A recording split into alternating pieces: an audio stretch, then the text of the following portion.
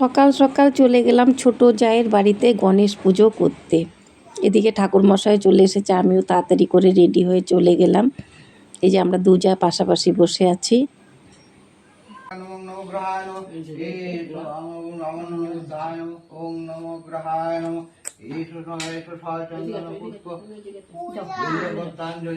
ওম দর্দিক পালভায় নমঃ ঈশ্বর চন্দন পুষ্প ওম দর্দিক পালভায় নমঃ ঈশ্বর চন্দন পুষ্প ওম দর্দিক পালভায় নমঃ এই পায় নমঃ দর্দিক পালভায় নমঃ রূপায় নমঃ দর্দিক পালভায় নমঃ ঈশ্বর আমন নমঃ নমঃ ওম দর্দিক পালভায় নমঃ।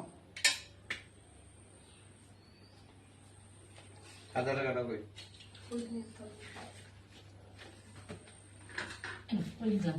এই তুমি ভালো করে ফুটে দিবি ক্যামেরাম্যান ছিল না, সেই জন্য আমি তোমাদের পুরো ভিডিওটা দেখাতে পারলাম না, তাই বাড়িতে এসে ভিডিওটা করলাম। পুজোটা দিয়ে আসলাম, একটাও ক্যামেরাম্যান নেই। মেয়েকে যাও বলেছি, মেয়ে একটা ভিডিও করেছে, তাও সেভ করেনি। জানো তো কত কষ্ট করে ভিডিও করলাম, তারপরে ভাবলাম ঘরে এসে ব্লগ করি। তারপরে ঘরে এসে একটু তোমাদের সাথে কথা বললাম। তোমরা তো দেখলে সকাল সকাল পুজো দিয়ে এলাম, তা ঘুমটা দিয়ে না ভালোই লাগছে, আমাকে সুন্দর লাগছে। তাই ভাবলাম যে ব্লগটা তো ছোট হয়ে যাবে, আর আজকে হচ্ছে গণেশ পুজো, তা আমার ছোট যা করেছে কালকে তোমাদের বললাম, সেভাবে সুন্দর হয়নি গো ভিডিও, মানে ওভাবে করতে পারিনি। এত তাড়াহুড়ো, সকালবেলা রান্না করে স্নান করে গেলাম পুজোতে, উপোস থেকে পুজো করে আসলাম। পুজো করে ভাবলাম ব্লগটা একদমই ছোট হয়ে গেছে, তাই একটু বড় করে তোমাদের দেখাই, যাতে 3-4 মিনিট হয়ে যায়, না হলে আবার রেডি হতে হবে, আবার তৈরি হতে হবে। আর তার মধ্যে আমাকে কি সুন্দর লাগছে না বলো?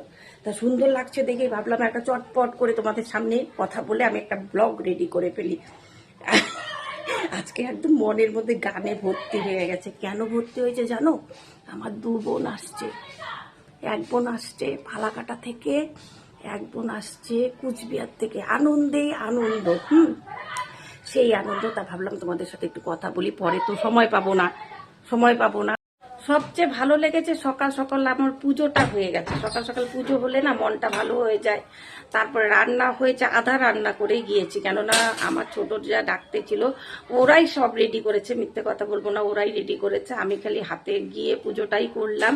আর ও যে আমার মেয়ে ছোট জায়ের যে বোন আছে, সে এসেছে, আমি রান্না করে ছেলেও খেয়ে বাইরে চলে গেল। বাবা কত কথা কিভাবে যে বলতে হয়, খেয়ে চলে গেল, খেয়ে বাইরে চলে গেল। তারপরে হচ্ছে আমিও তাড়াতাড়ি স্নান করে একদম শাড়ি পরে রেডি হয়ে চলে গেলাম পুজো দিতে। তা ঝটপট করে পুজো দিলাম। ঠাকুরমশাইও সেই, মানে ঠাকুরমশাইয়ের সাথে 2-8টা ভিডিও করা হলো। আমি কিন্তু আজকে সকালের ভিডিওটা এখনো ছাড়তে পারিনি। কখন ছাড়বো? আগে খেয়ে নিই, টাইমই পাচ্ছি না। তা আগে খেয়ে নিই, খেয়ে দিয়ে তারপরে খাসির মাংসটা রান্না করি। খুব ভালো লাগলো পুজোটা দিয়ে। তোমরা কে কে গণেশ পুজো করেছো একটু জানাবে আমাকে। ভালোই লাগে পুজো। আমি মেয়েকে বললাম একটু আগে, এই ফিল্টারটা জানি কেমন লাগছে। মেয়ে বলছে ব্লগে বলে দাও। তা ব্লগে বলবো না, মেয়ে বলেছে বলে দিলাম। তাই আসলে ওই ফিল্টারটা, এই যে ট্রেন গাড়ি যাচ্ছে গো, আবার স্টেশনের রেলগাড়িটা, আমি যখনই ব্লগ করব আমাদের রেলগাড়ি এখান দিয়ে যাবেই। হ্যাঁ, আচ্ছা যাই হোক, মেয়ে যেটা বললো সেটাও বললাম। আর একটা কথা বলি, জানো যত বয়স হচ্ছে ফিল্টার চেঞ্জ হচ্ছে, যত বয়স হচ্ছে আমাদের সৌন্দর্য তো চলে যাচ্ছে, কিন্তু ফিল্টার দেখে সৌন্দর্যগুলো আছে। যদি আমাদের অরিজিনাল মুখ দেখে, আমাদের কত বন্ধুরা যে আমাদের ছেড়ে চলে যাবে। যাই হোক, খুব ভালো লাগলো তোমাদের সাথে কথা বলে। তোমরা প্রত্যেকেই ভীষণ ভালো, আমাকে ভীষণ ভালোবাসো।